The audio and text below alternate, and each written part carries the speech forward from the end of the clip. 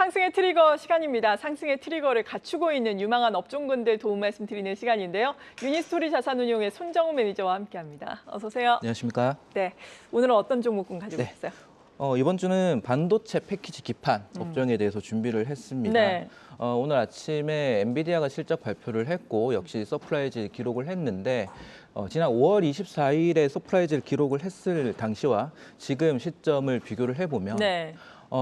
이제는 이제 AI 서버 투자에 대해서 의심을 하는 사람은 없어졌다. 맞아요. 네, 이제는 투자는 훨씬 더 수요를 일으키고 있고 그때 5월 24일 이후에는 장비주들이 굉장히 많이 갔죠. 물론 장비들 중에서 핵심 종목은 압축되면서 더 갈 거고 이제는 2차적으로 실적 성장 그리고 AI 서버 투자에 대한 같이 수요가 늘어날 수 있는 쪽에 대한 관심이 커질 것 같은데 여기에 대한 핵심으로 보는 게 반도체 패키지 기판입니다. 그래서 준비를 좀 했습니다. 네, 반도체 패키지 기판이 무엇인지 소개부터 들어보면 어떨까요?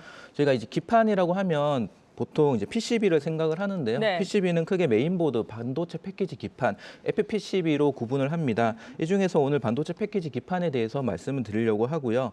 저희가 반도체 기술이 미세화되면서 후공정에서의 중요성이 높아지고 있다라고 말씀을 드렸고 일반적인 PCB는 전자기기에서 메인보드 역할을 하면서 반도체나 다른 부품들을 실장을 하는 그런 기판이었죠. 근데 반도체 패키지 기판이라고 하면 반도체 성능을 극대화하는 역할을 합니다. 그래서 반도체 칩과 이 메인보드 사이에 위치하면서 다리 역할을 하게 되고요. 이 반도체 패키지 기판을 구분을 해보면 비메모리용과 메모리용으로 구분할 수가 있습니다. 비메모리용에는 FC-BGA, FC, CSP, SIP가 있고요. 메모리용에는 MCP, BOC가 있는데 사실 용어가 좀 어렵죠. 네. 반도체 패키지 기판은 다시 이 칩과 기판을 연결하는 방식에 따라서 와이어 본딩 방식과 플리칩 방식이 있습니다. 이 부분도 좀 생소하실 것 같은데 쉽게 말씀드려서 와이어 본딩 방식은 기존에 하던 방식에서 좀 저가형의 그런 제품이었다고 하면은 네. 플리칩 방식이 최근에 AI라든지 서버, CPU, GPU 때문에 떠오르고 있는 성장이 유망한 그런 제품, 고사양의 제품군이다라고 보시면 됩니다. 이 중에서 이제 BGA라고 하는 부분은 네. 반도체 칩보다 밑에 있는 기판의 크기가 더 큰 제품을 말하는데요. 주로 FC-BGA는 서버, CPU, PC에 들어가는 CPU 그리고 GPU 쪽에 들어갑니다. 그래서 엔비디아가 이번에 GPU를 만드는 데 밑에 들어가는 반도체 패키지 기판은 이 FC-BGA를 말한다라고 이해하시면 될 것 같고요. 이제 이 앞서 보여드렸던 장표에서 이 낙수 효과가 비메모리에서 메모리로 이어진다라는 게 또 핵심입니다. 네. 지금은 이제 비메모리에 대한 투자, 거기에 대한 수요에 대한 기판이 관심이 많은데 아마 3분기를 지나고부터는 메모리용 기판에 대한 업황 회복, 수요 회복에 대해서도 관심을 많이 가지게 될 것 같고 기판 업종에 대해서 좀 봐야 될 종목들이 많이 늘어날 것 같다라고 생각합니다. 그렇다면 뭐 FC-BGA 쪽을 더 유망하게 볼 수 있는 것인지 일단 패키지 기판 쪽에 이 밸류 체인은 어떻게 되는 겁니까? 네, 종목 중심으로 한번 설명을 좀 드리겠습니다. 네. 반도체 패키지 기판을 만드는 국내 업체는 삼성전기, LG노텍, 심텍, 대덕전자, 코리아서키트, TLB, 이수페타시스 등이 있는데요. 사실 이수페타시스는 MLB라고 하는 게 반도체 기판은 아닙니다. 제일 밑에 들어가는 메인보드 역할이지만은 이 이수페타시스는 엔비디아 쪽으로 메인보드로 공급이 되면서 가장 주가가 많이 오른 네. 종목이었죠. 이 반도체 패키지 기판을 비메모리용으로 중심으로 하는 게 삼성전기, LG노텍, 그리고 대덕전자가 있고요. 그리고 메모리 중심으로 심텍, 코리아서키트, TLB가 있습니다. 핵심 종목에 대해서 핵심 포인트만 말씀드리면 네. 먼저 삼성전기에 대해서는 FC-BGA를 중심으로 해왔던 업체인데 글로벌에서는 이 PC용에 들어가는 FC-BGA 1등 업체인데요. 서버용으로 들어가는 거는 비중이 작습니다. 지금 TSMC 쪽으로 엔비디아 쪽으로 들어가는 서버용 FC-BGA는 일본에 있는 이비덴이라고 하는 업체가 공급을 하고 있고 글로벌 전체 서버용 FC-BGA는 이비덴과 일본의 신코가 독점을 하고 있는 영역인데 삼성전기는 21년 말에 1.9조 원 정도를 FC-BGA에 증설 투자를 하게 됩니다. 이 중에 1.3조 원이 베트남 신공장에 투자를 하는데 4분기부터 가동 시작이거든요. 네. 근데 이게 재밌는 게 4분기 가동 시작인데 얼마 전에 삼성전자가 AMD하고 턴키 계약 수주를 합니다. 그리고 지금 엔비디아도 TSMC의 캐파가 부족하기 때문에 삼성전자로부터 공급 논의를 하고 있는 상황인 거죠.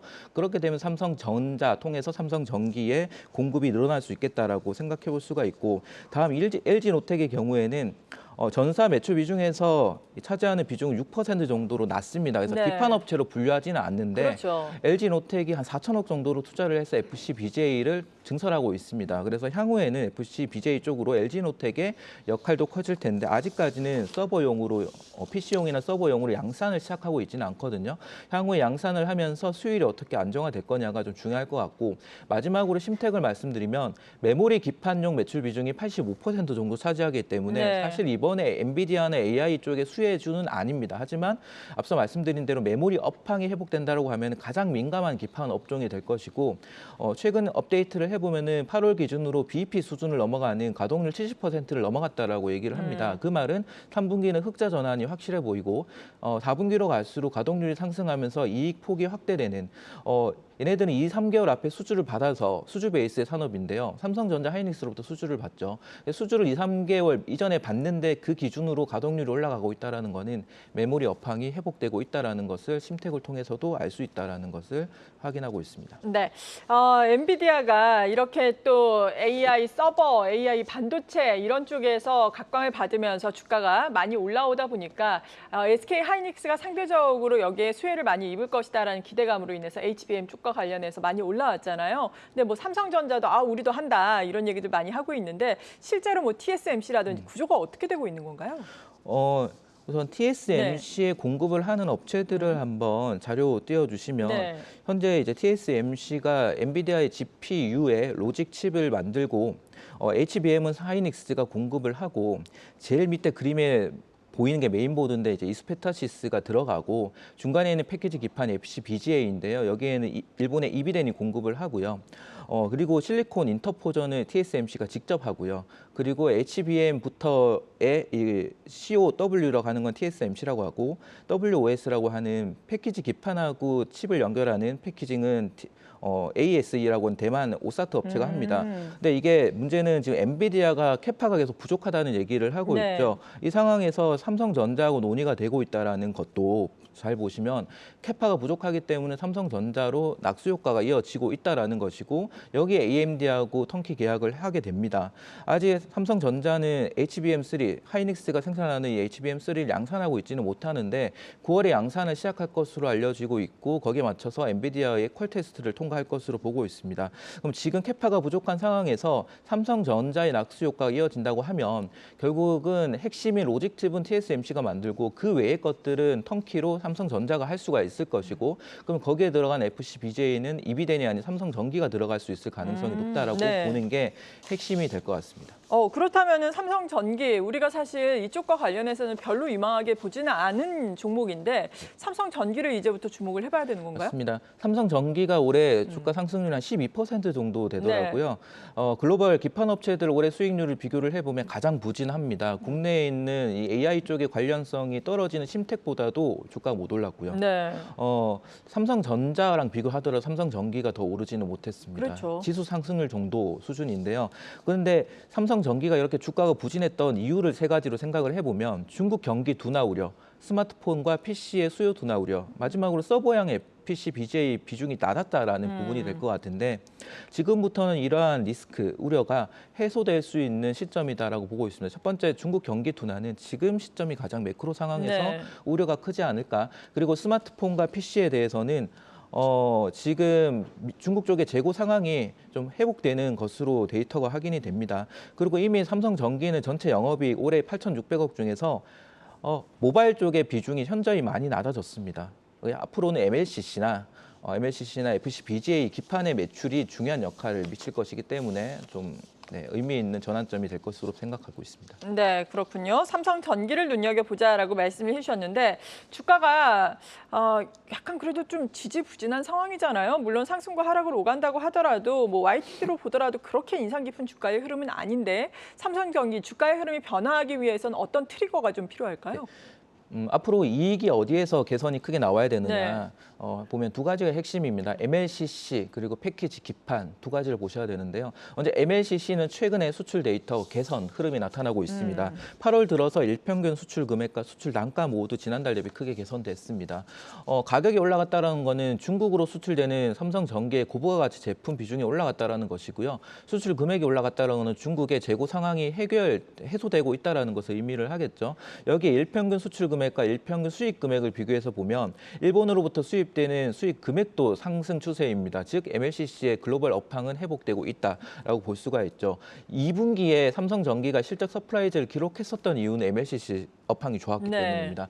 3분기에는 영업이익률이 좀 더 한 3포인트, 4포인트 더 개선되면서 역시나 실적 서프라이즈를 기대하고 있는 상황이라는 점이죠.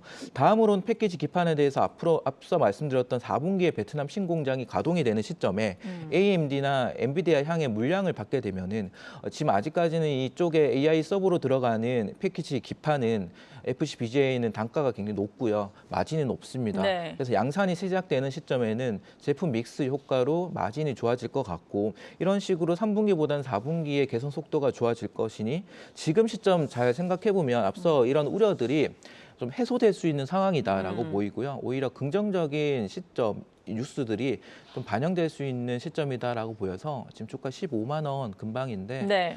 과거 평균 비교하면은 밸류에이션은 평균 하단입니다.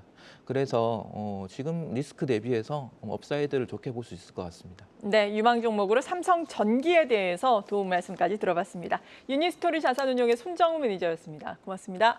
감사합니다.